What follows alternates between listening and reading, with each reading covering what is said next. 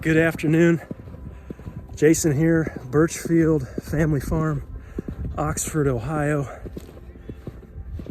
I have a good word for you today. It comes from Psalm 1. Blessed is the man who does not walk in the counsel of the wicked, or stand in the way of sinners, or sit in the seat of mockers. But his delight is in the law of the Lord, and on his law he meditates day and night. He is like a tree planted by streams of water, which yields its fruit in season, and whose leaf does not wither. Whatever he does prospers. Not so the wicked. They are like chaff that the wind blows away. Therefore the wicked will not stand in the judgment, nor sinners in the assembly of the righteous. For the Lord watches over the way of the righteous, but the way of the wicked will perish. It is a great day on the ranch today, primarily because we are going to start maple syrup. I promised you some videos here. We're going to take you through tapping trees. Before we do that, we are going to get everybody situated here. We got our exercise today, rolled out our hay bale. Had to get the whole family out to get that thing moved. I think those things are heavier this year, but we got her done. Let's run these sheep and cattle back to this pasture since we're through the storm here, and we'll get into some maple syrup. I'll tell you one thing, I really do love this netting here. Premier One Electronet. Just clip it to the fence. We've been over that, but I don't know if you can see that in the winter time. Oh my goodness, trying to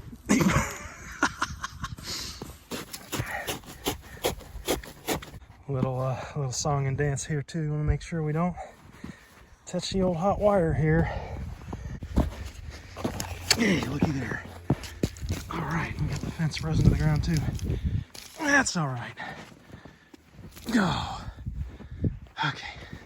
Perfect timing here. Here come the sheeps.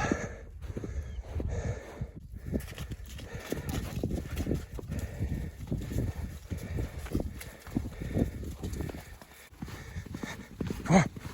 Come on. Yeah. Come on. Come on. There we go. Okay. Let's go get some cattle, huh? You guys working with this stuff in the middle of the winter in areas where you're freezing, feel my pain here. It's not just pulling the stake out, but then you've got to find the exact same holes to put it back. Oh.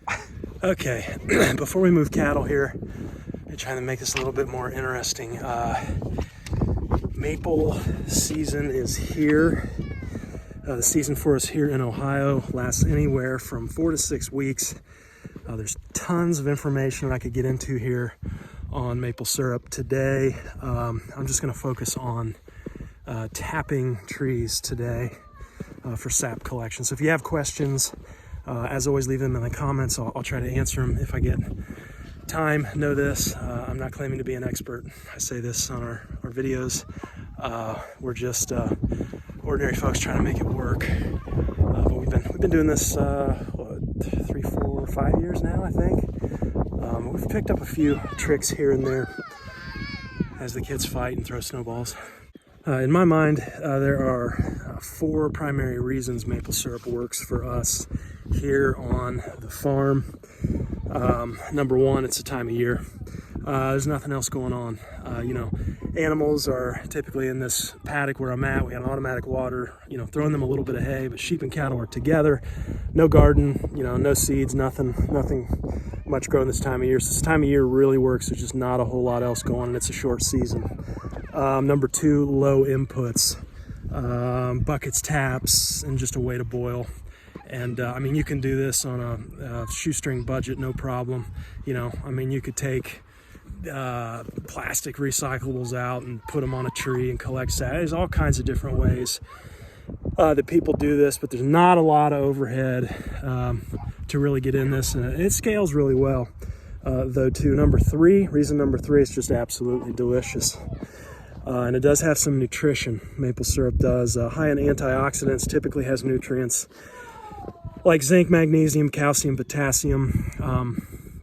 These trees, these sugar maple trees, are pulling water from roots that are way down in the ground One thing I think is fascinating to think about is how old that soil is down where those roots are pulling water up from. We may be getting nutrition from ground that who knows is how old, but it's pulling those nutrients out way down deep in the ground. Out that soil down there, that was definitely before chemicals or air pollution or any of that. So we're getting those nutrients way down deep. Reason number 4, just a general well-being. We've come through the toughest time of the year. It's been dark. We've been inside. Maple syrup season gets us out again, and it's really that first hopeful signal that spring is on the way. It's right around the corner, and we can still get mollywomped with weather in February and even March, and we do, but it never hangs around as long, it seems like, this time of year. So I always get encouraged this time of year. We're through the worst of it, and spring's on its way. The story goes the Native Americans originally discovered and taught the art to the Europeans, settlers. Virtually all of the world's maple syrup is produced right here in the U.S. and in Canada. Thought an interesting stat, Quebec makes around 70% of the world's maple syrup. But maple syrup really slipped into public nostalgia with the invention of cane sugar, the sugar beet, and then eventually, we've got high fructose corn syrup. Interesting thing, though, is that if you go back just 50, 60, 70 years ago, you'd discover many people, many farms with the skills and the drive for sugar independence. And it's still very possible. Still very possible with a small stand of sugar maple trees. Okay, trying to get these gates open. Always a good time. Come on, Em. Let's go. Come on, let's go. You can get through there. Let's go. Come on. Come on. Come on, lead the way. There you go.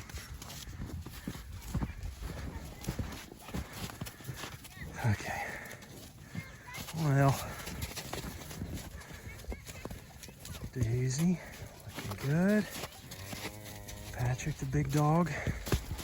Go on, buddy. Oh, yeah. Kick those heels up. Oh, come on. Oh, Petey. Come on, man. Let's go this way. Come on. Always got to be one. Go. Oh, there you go. Okay. Of course they're gonna stop. Hey, go on.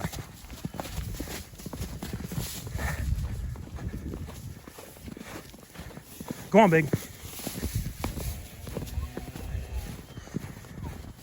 Okay. Oh, is that a pretty shot or what? Wow. And we're happy.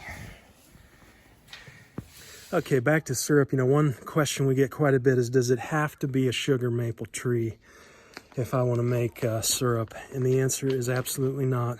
It can be pretty much any maple species. It's just the greatest sugar yield is going to come from your sugar maple. But folks also tap black walnut, birch trees. There are different species you can tap. Typically yields, though, depending on your maple species, they say around 40-1. So that means for every 40 gallons of sap you collect, it's going to boil down to 1 gallon of maple syrup. Another interesting question is, what makes the sap flow? What makes it run?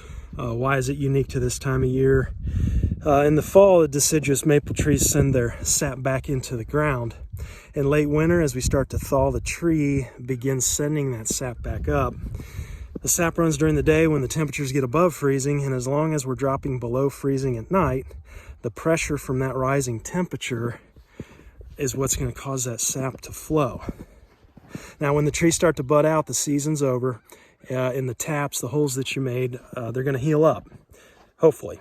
Last year we tapped the end of January, but the bottom fell out of the weather and temperatures, and the sap didn't start running until after Valentine's Day, mid-February. So we had this great season, very condensed. We went from Valentine's Day to early March, but we did great. We produced the most we've ever produced. But you really don't want this, because the minute you drill a tap, you know, that tree's naturally starting to heal itself, and so that sap's only going to flow for so long. Now, we're a very small producer. We produce for our family, but also sell as well. We originally started with the 7 trees, sugar maple trees, just around the house, and have since ventured into the backwoods, way back there, about a half-mile back.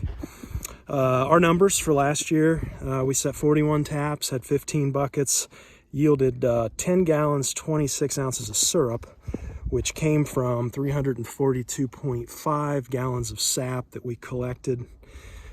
We do it all by hand, no tractor, no gator, none of that.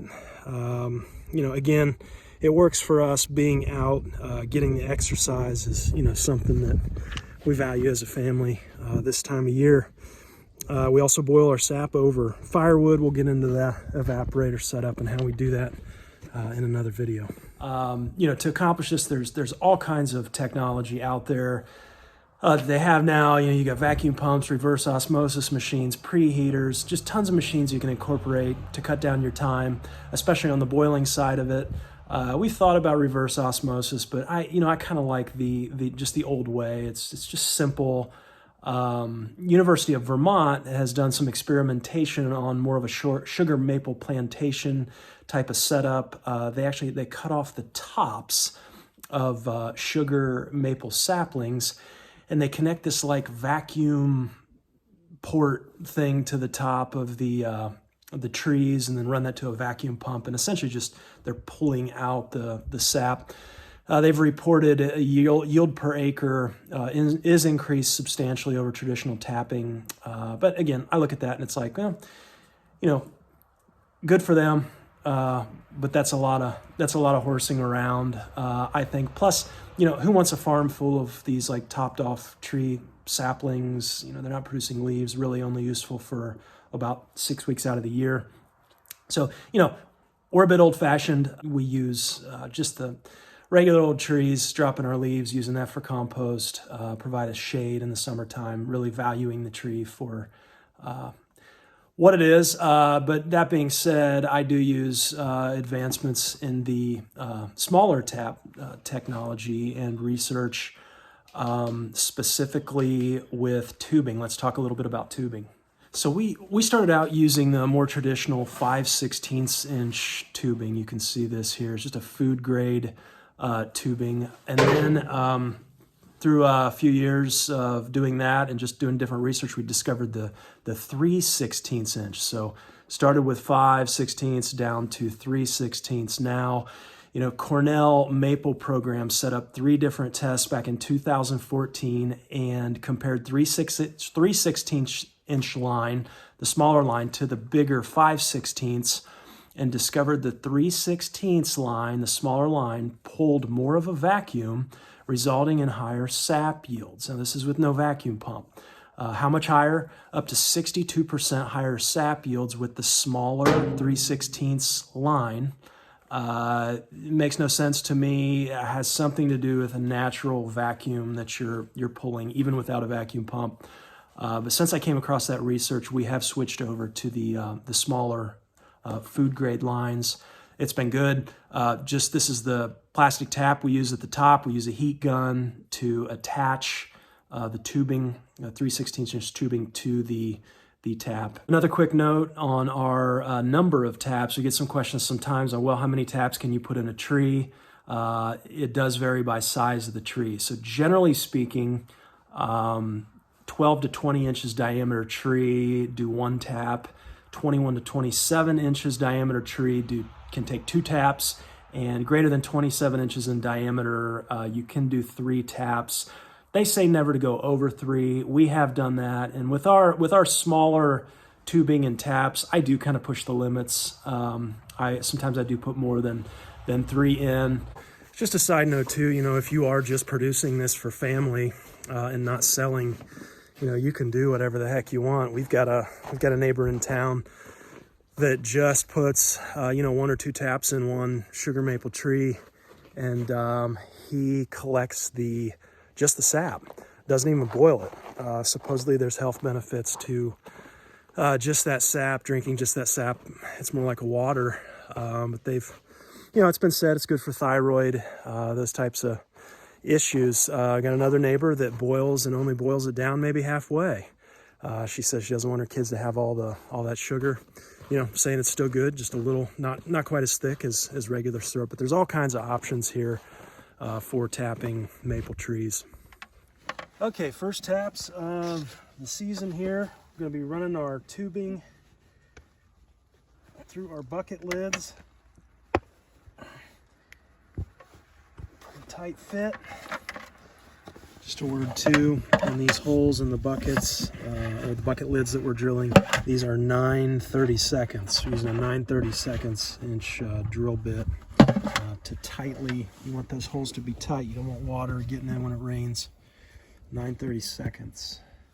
Okay, so a couple important facts here when you're doing this. We try and tap always on the south side of the tree. You can see here you're going to get that sunlight coming in. It's going to warm this side of the tree up. That's why we try and stay on the south side. We're going to be using a 19/64 drill bit for these taps. And another common question is, you know, how deep do we go when we're drilling? You know, what I'm looking for the holes from last year. So I see one right here that's healed up. And we had pretty good yields last year, so I'm going to stay close to those holes. I'm not going to drill the same hole out. But I want to go just beyond the bark. You've got the dead bark on the outside, then you get into sapwood, and then you get into the heartwood if you continue drilling. So really 1.5 to 2 inches gets you past that dead bark layer, but into the sapwood. And this is the layer of the tree. You can kind of think of it like straws. That sapwood is moving that sap up the tree into the branches, you know, from down under the roots. So sapwood is like a series of straws. Okay, so here we go. You're going to drill at a slight downward angle.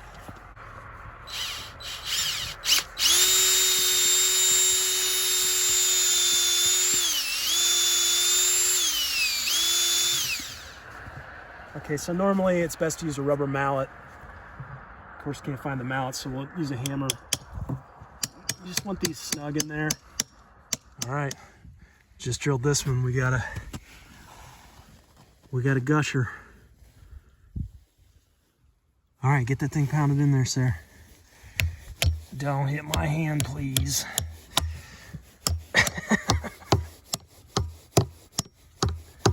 Already see, not sure if you can see that in there, but it is flowing already today. Just tapped this one and it's dripping already. Let's have a look.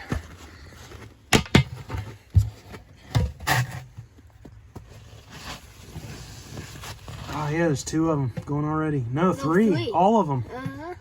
Wow. So seeing the sap running today and dripping is certainly exciting. The kids get really excited when they come out and they get the check buckets because they open the lid on one and they call it a jackpot when it's full.